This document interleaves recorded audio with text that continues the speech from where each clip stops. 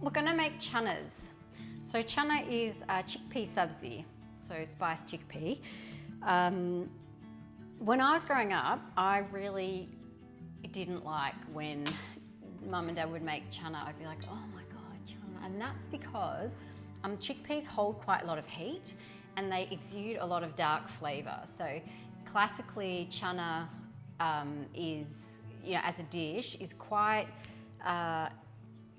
biting and shadowed, and I guess as a little girl I wasn't kind of in love with that experience. But as an adult I love it. Now chickpeas, most people know them from tins, but it's so worth it if you're going to make the chickpea the star of your sabji. Sabji is just a Hindi word for vegetable, but in this context it means like a vegetable dish. If you're going to make channa the star of your sabji, then you definitely want, I think, to actually pressure cook them yourself. So these are Ord River chickpeas, so Ord River's in Western Australia, and they're beautiful, they're so yummy. It's always worth using local produce when you can. So this is what it looks like dried, and I've soaked these ones overnight. That's fresh. They're almost edible actually like that, you can try them. And they taste like a cross between a peanut and a corn and a pea. At the intersection of those flavours is kind of chickpea. But it's been soaked for long enough that it's really quite fresh, and it's very cooling on the palate too, which is really lovely. So I'm going to pop these in a pressure cooker with just a little bit of seasoning, and that's only because, and so seasoning being salt, that's only because chickpea can be difficult to spice. I've always find that chickpeas are a bit repellent to aromatic structure, and so and that's because it's so structured itself that it's like finding a meeting place between aroma and chickpeas is quite tricky. So just seasoning them a little bit in the pressure cooking phase means that I'm opening a doorway to spice that way. So it means that I can have a little bit of a lighter hand later on. I'm going to drain the water that I've soaked them in so that when they go into the pressure cooker, they go into fresh water, and that's something I always do when I've soaked rice, lentil, dal, chickpea, whatever, because whatever's been soaked out into that water, whatever starch or whatever, I kind of want to be rid of and start fresh.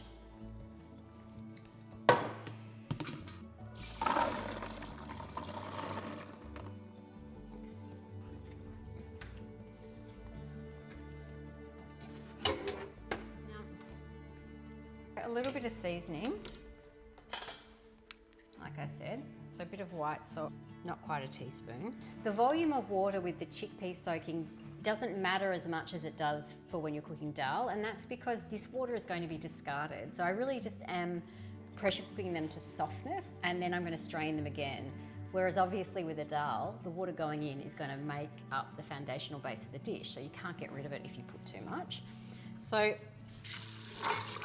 with chickpea, a little bit more, a bit deeper, till they move like that. See, they're so free. Must be about, I don't know, a centimetre or two of water above them. And then that's just going to go on to the pressure cooker, onto the stove.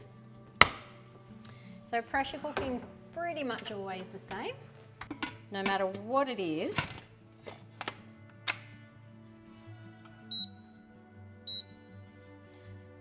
it goes onto high until it comes up to pressure, and when it gets up to pressure it will start to release steam. Now once it's released a couple of jets or squeals or puffs of steam, at that point you want to turn it down. So turn it down to sort of a medium heat, depending on what you're cooking, but with this it'll be like a medium low, and then let it putter along for the time allocated in the recipe. So for this recipe, I'll let it come to heat, I'll let it jet twice, and then I'll let it putter along probably for around like somewhere between 15 and 20 minutes. I'll wait for the smell of doneness, and for chickpea that is a little bit of a fumey, farty kind of a smell that it emits once it's cooking. And That way I know that once that starts to occur that the chickpeas have softened and I want to stop it before they burn or that they fall apart completely.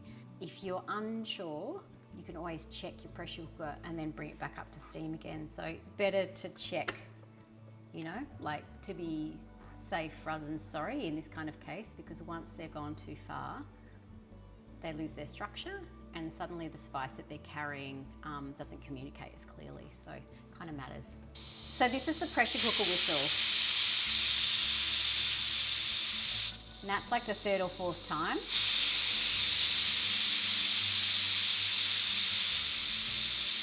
It's very rhythmic. It's pleasing, I actually like it. So once that's occurred, sorry, I have to yell over it. Once that's happened a few times, what I've done is I've turned the heat down to medium. So whatever medium is on your stovetop, and I want it to stop whistling. So I'm just waiting. It's almost at the pressure whistle stage, but it's just underneath it, and that's where I want it to sit. So it's kind of going to bubble along. And what the pressure cooker is doing is compressing the heat into the chickpea, and that compression and the steam inside is cooking everything. You know, it's a more expedient cooking method, but it also, because it's cooking faster and under pressure and steam, it's different to slow cooking, and that it's going to allow the chickpea to hold its structure and soften at the same time. So it's quite a unique kind of cooking method that's very suited to Indian food, because we use so many dried pulses and lentils as the kind of the hero product in our dishes. And that's going to sit for about 10 minutes. While that's sitting, let's do spicing, shall we? So Channa is, like I said, chickpeas themselves do something to spice. So every style of produce will have an impact on the spice and the fats that it's paired with, or with which it is paired. Some produce sweetens and heightens the tone of spice and fat. Chickpea does the opposite. So it weighs down and darkens the tone of fat and spice. So what that means is, to translate that from kind of a use perspective, if you want a lighter feeling chickpea dish, what you need to do is stay away from using an overwhelm of pungent, earthy spice, because that's going to exacerbate the weight, like kind of the natural weight that chickpea is going to bring to the dish. So for that reason, I'm going to cook this in a bed of fresh tomato. The fresh tomato is going to give a little bit of light, sweet acidity. And I'm also going to combine the tomato with a little bit of passata or sugo, like a tomato paste, because that brings a natural density. The issue for me always with Channa is that because they're so structural and hard, they don't soften into the spice. So you need more of what you would call a kind of a curry paste or a gravy to act as an intermediary body between the spice and the chickpea. And that will be that mix of passata and actual fresh tomato will cook down into that and create quite a sweet, dense, little bit oily, rich bed where the Channa and the spice can lie down together. I love fennel and chickpea. I also love green cardamom and chickpea. So I think fennel and green cardamom are going to be my heroes. So I'll use both iterations of both spices. So what I mean by that is I'm going to use fennel seed and fennel powder, and I'm going to use whole green cardamom and ground green cardamom, because I'm going to push forward both of those characters. I am going to use Kashmiri chili because that's sweeter. So it has, like a hot chili will have a darker tone. I'm going to use ground cumin because you do need something heavy in there to connect the spice to the chickpea.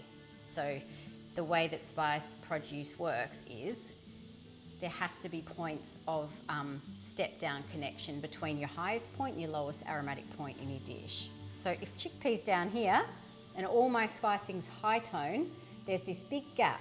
Can you see that gap? Big gap between the spice and the produce. And the mouth has to step across that gap to experience the dish as a whole experience. And it's kind of too far. It's like jumping across,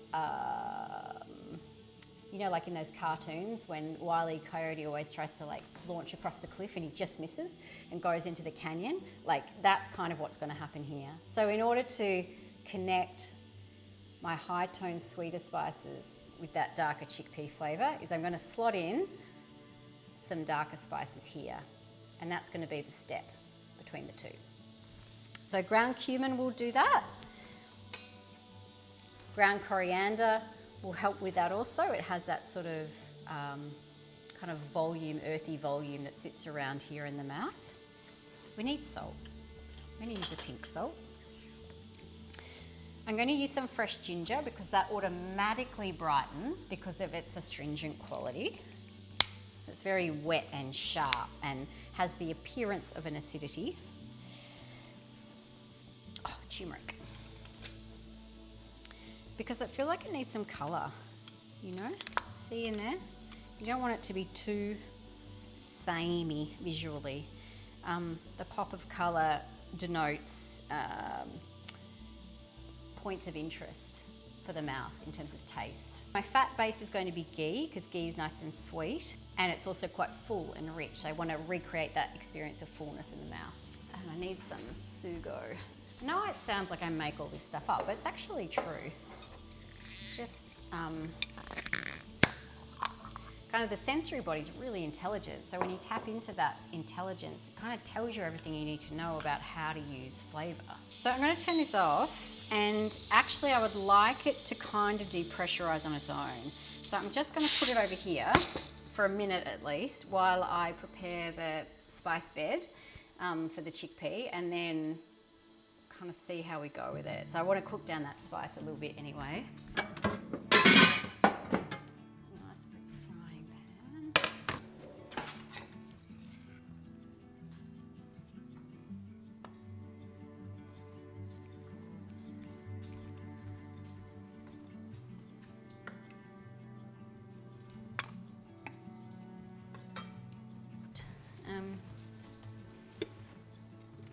So I'm going to use 2 tablespoons of ghee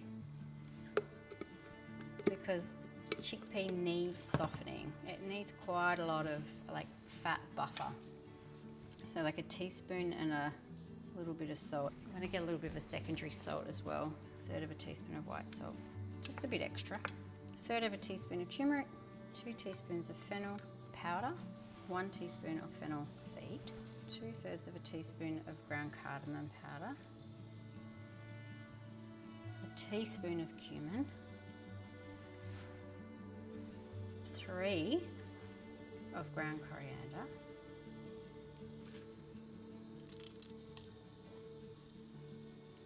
6 of those, 5, one went on to the floor, crack them open. Ginger. The ginger is quite important in this context because it's fresh, wet, and quite slicing, and you can see the density of all the other spice that's in there. So this is going to add an element of contrast, which is quite important. Contrast is one of the prerequisites for experiencing a dish as delicious. A teaspoon of Kashmiri chili. It's a really mild chili. And this gets heated, just on a medium heat. And once that's a little bit warm and aromatic, I'll pop in the tomato and the tomato paste and have a little try and see where I'm at. At this point in a dish, the aromatic profile is flexible, and what I mean by that is if you're tasting at this level, then if something's kind of off kilter, you can apply like a repair. So if there's not quite enough salt, for example, or if it feels very dark and heavy, you can lighten it with a little bit of acidity, so a little bit of sumac or tamarind or pomegranate. If there's not enough density in there, you can apply some earth spice, so a bit of cumin seed or nigella seeds. If there's not enough heat, you can have another go with a different type of chili. So, you know, tasting at this point will just save you the pain of going through the process of making the dish and then feeling disappointed at the end if it hasn't worked out. Now, can you see how, so it's almost a paste without any body of tomato or cream or coconut in there. And this is really important for channa, that it has density. And a lot of what contributes this density is the coriander powder. Because coriander powder, you can see, has so much volume. And when that gets wet, it's like sawdust. That sawdust, wet sawdust quality of coriander, when it's been heated through a fat, creates a natural density in spice. And when you're dealing with produce that doesn't absorb spice but that gets coated in it, so chickpea, peas, actual peas, green beans, you know, they don't really absorb flavour, you're looking to coat them. Use of a spice like coriander is really prized because it will kind of give the masala a little bit of a cementing quality, so it's going to cement to the outside of the produce, and that's going to result in a more coherent flavour.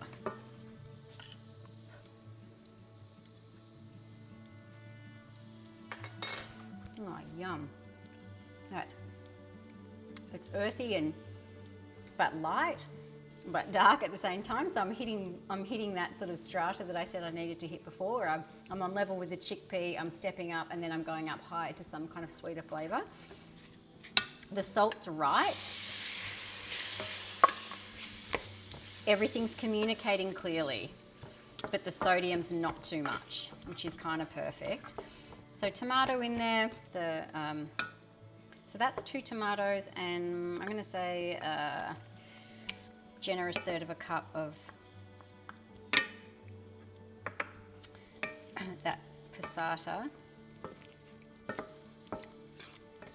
And I'm going to try here. I may need to add something to season the sugo that's gone in, because that might drag the flavour down a little bit. It doesn't have, it's a very flat profile.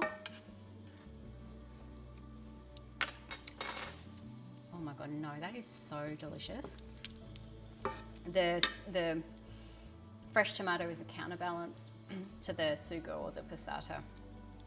So again, we've got the 2 levels happening. We've got a level of tomato here, and then we've got a level of tomato here. And so the chickpea is going to be able to use those ladders and step up and really fill all of the mouth with this just very rich flavour. Rich and earthy without being dark and difficult, which is kind of what I didn't like as a kid. It all felt a bit too dark and difficult for me. Spice translates emotion as much as it translates flavour. So when we taste something and it's a coherent profile, what we're experiencing is an emotive response to the coalescence of taste and what that means for us. So those darker, heavier flavours when I was younger were too emotive, I guess, of either a sensory experience or embodied emotional experience that I wasn't kind of comfortable in. As you get older, of course, those things get easier.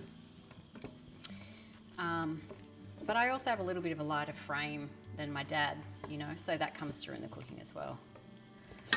Now let's give this a little help. Normally I would wait, but I'm a bit impatient to see where this is ending up, so. Oh, I think that's perfect. Oh yeah. Okay, so see this? The shell, it's almost, there's like a little bit of an outer layer, like a rind almost, that's peeling back, and so the softness of the chickpeas there underneath, but it's not broken apart yet, and that's perfect. You want it just on the edge of falling apart. That's soft, and it's yummy. Now it tastes like hay and macadamia nuts.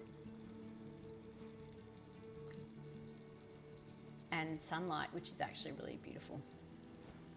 It's a lovely taste profile. Very cool. Okay.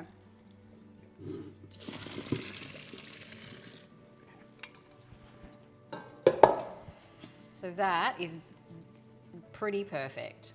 That was in that pressure cooker for about 10 minutes.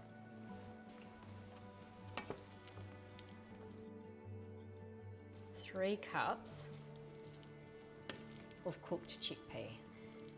what I can feel and see, but what I can feel with my spoon is how the chickpea has absorbed instantly all of the loose kind of volume of spice, and all of the fat has been absorbed up into the chickpea straight away. So it's dry. It's actually drying out the dish, which is what channa is. Channa is traditionally like a dry sabji. That needs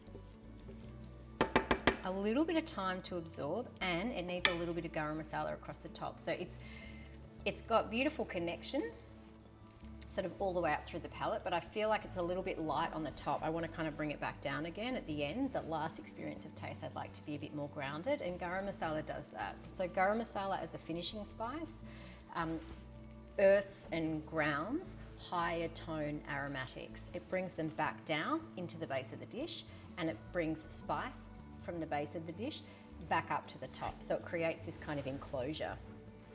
And at the moment, that's what this flavour needs. It doesn't have a lid, and I need a lid so I can feel where it ends. So I'm going to get garam masala.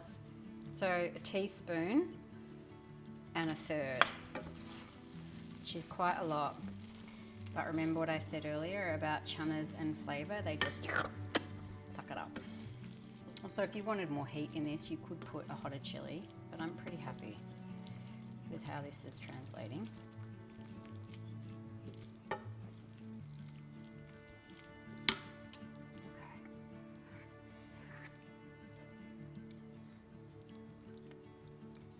That's just perfect.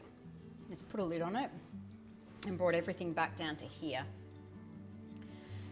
So what it does is it scales up and then it comes back down, and this is where it settles. The garam masala has pulled forward a little bit of the heat in the Kashmiri chili, and it's pulled forward the sweetness in the fennel, and it's rounded out the masala as a whole. So this is brilliant with puri. So there's a recipe for puri on the channel, and I'll put it in the description. Puri and channa is just a classic, easy, kind of rustic lunch. Yum. I might plate it.